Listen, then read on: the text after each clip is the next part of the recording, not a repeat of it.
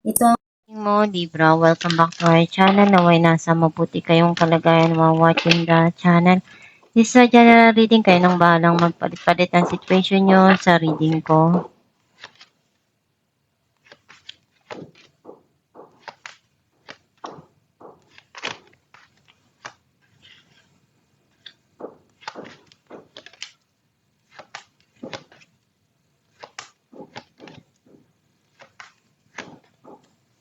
At the bottom of the deck, the Empress.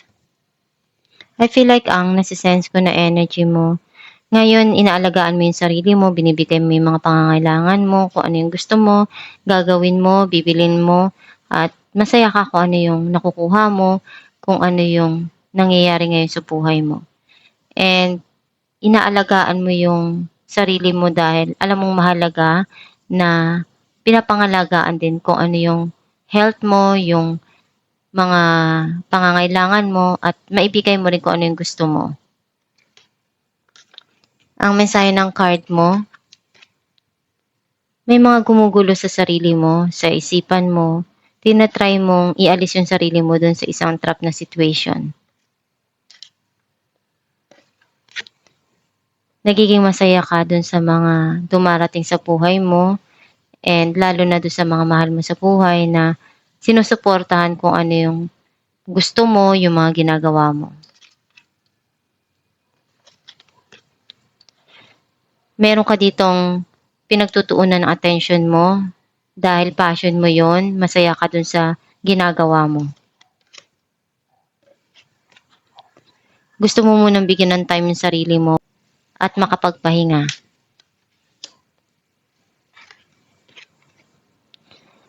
Meron kang naalala sa buhay mo sa nakaraan at nanghihinayang ka doon. Some of you, nagpapalungkot yun sa'yo kapag naaalala mo. You're keeping it something here to yourself. Some of you need to listen to your inner self or inner divine. Or very intuitive ka na tao. You are emotionally sensitive and gusto mong makuha yung pagmamahal at pag-aalaga. Some of you, binibigay mo yun doon sa mga taong mahal mo. Inaalagaan mo yung mga taong mahal mo at minamahal mo na walang kapalit. Unti-unti ka nang nagiging okay, nagiging masaya sa kung ano yung dumarating sa buhay mo. Some of you may darating ditong happiness. Clarify natin ang Eight of Swords. Death and Four of Pentacles. Gusto mong i-secure yung kinabukasan ng mga mahal mo sa buhay, and unti-unting magkakaroon ng pagbabago dito, makakapagpundar ka, makakaipon ka. Dati kasi gumugulo yun sa isipan mo eh. Nagiging negative ka kasi akala mo hindi mo magagawa yun. Clarify natin ang Knight of Wands. Two of Pentacles and Two of Swords. Urong-sulong ka do sa mga ginagawa mo, sa mga desisyon mo. Some of you, binabalanse mo kung ano yung dapat gawin at dapat unahin. Kasi marami ka nang naranasan. Ayaw mo na uling maulit yun. Clarify natin ang Five of Cups. Three of Cups and the High Priestess. Meron darating dito na reunion and reconciliation. Nararamdaman mo na to. Some of you, may celebration na darating. Clarify natin ang Queen of Cups. Justice and the Sun. May hinihintay kang justice na gusto mong makuha, and nagkakaroon na ng clarity yung mga nangyari sa nakaraan, sa buhay mo, nagkakaroon na ng linaw doon. Dati para sa'yo, magulo yung situation. Unti-unti nang naibibigay sa'yo yung kasagutan. And unti-unti ka na rin nagiging okay, naghihil ka na at nagiging masaya ka. Clarify natin ang Ten of Cups. Queen of Wands and Nine of Pentacles. Very passionate ka kapag ginusto mo, gusto mo. Gagawin mo lahat ng makakaya mo para ma-achieve mo yung goal mo. And masaya ka dun sa mga naabot mo sa buhay. And andun yung long-term na emotional happiness na makukuha mo. And also nag-grow yung financial mo. And nagiging independent ka. Kontento ka dun sa mga nakukuha mo at na-achieve mo sa buhay. Clarify natin ang Four of Swords. Ten of Cups and Ace of Swords. Merong bagong idea na naiisip mo dito na pwedeng makatulong sa'yo. And dun sa mga gusto mo pang maabot sa buhay. Kaya pinag-iisipan mong mabuti. And nagiging masaya ka naman sa mga nangyayari at nakukuha mo. At dumarating sa buhay mo. Nandiyan palagi yung mahal mo sa buhay at binibigay kung ano yung pagmamahal na kailangan mo. Clarify natin ang The High Priestess. Eight of Cups and Ten of Swords. May mga gusto ka ng kalimutan. Kasi very emotional para sa'yo yung mga nangyari na yun. Kaya mas gusto mo nang iwanan yun. Ayaw mo nang isipin pa yun. At harapin kung ano yung kailangan ngayon sa buhay mo. Feeling mo kasi ang bigat-bigat ng mga nangyari na yun. And kung ano yung naramdaman mo, you keep it to yourself. Ayaw mong ipaalam sa iba. Clarify natin ang The Sun. The Hierophant and Temperance. Yung darating na magpapasaya para sa'yo is isa sa talagang gustong-gusto mo. Kailangan mo lang talaga na habaan yung pasensya mo at pag-isipan ng mabuti yung mga desisyon para hindi mo pagsisiyan sa uli. Kailangan mong balansehin yung mga dumarating sa'yo para hindi ka mapagod at hindi ka ma-exhausted. Alamin natin kung ano mensahe ng iyong gabay.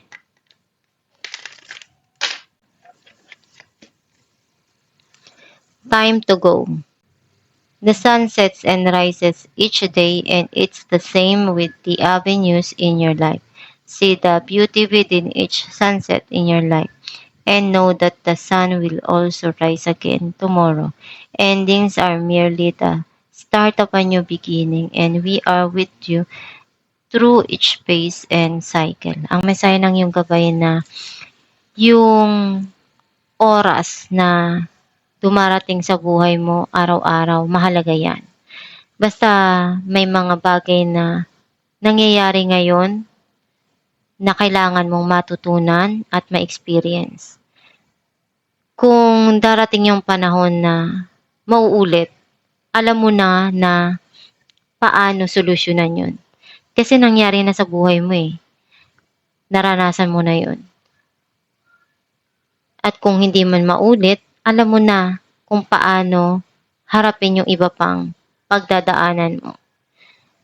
May mga kailangan kang maranasan dahil may rason. At meron ka dong lesson na makukuha. May matututunan ka sa araw-araw na ginagawa ng Diyos para to sa mga kailangan mong harapin na pagsubok. Basta isipin mo lang palagi na lahat ng bagay na nangyayari ngayon sa buhay mo is binigay yun dahil kailangan mong mayroong learning sa araw-araw na ma-adapt at makuha para mag-improve ka, para matuto ka. Itong mundo kasi na to, para siyang playground para sa atin.